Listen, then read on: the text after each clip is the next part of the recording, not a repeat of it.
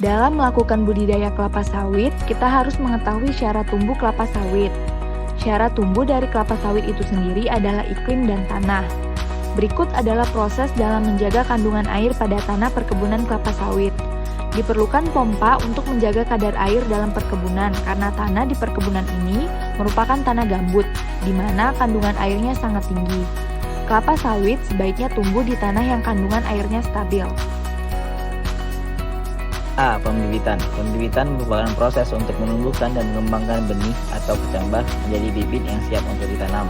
Metode pembibitan kelapa sawit biasanya menggunakan polybag nursery atau bibit ditempatkan dalam polybag. Pembibitan awal atau pre-nursery merupakan tempat kecambah kelapa sawit ditanam dan dipelihara hingga berumur 3 bulan. Polybag untuk kecambah pada tahapan pre-nursery adalah polybag ukuran kecil atau baby bag. Polybag ini memiliki ukuran panjang 14 cm, lebar 8 cm, dan tebal 0,14 cm.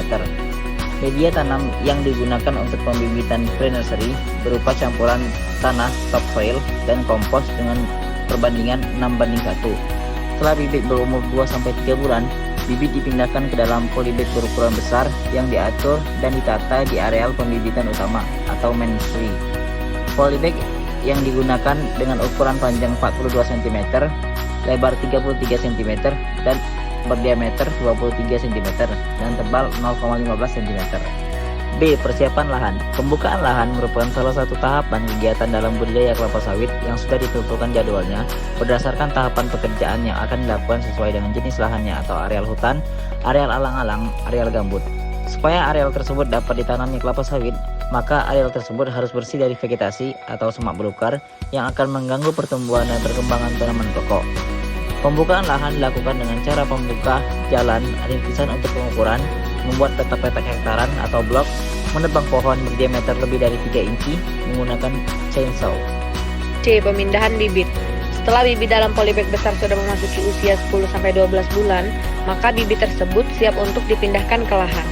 Penanaman bibit ke lahan atau yang biasa disebut pemindahan bibit ini menjadi salah satu proses penting dalam budidaya kelapa sawit.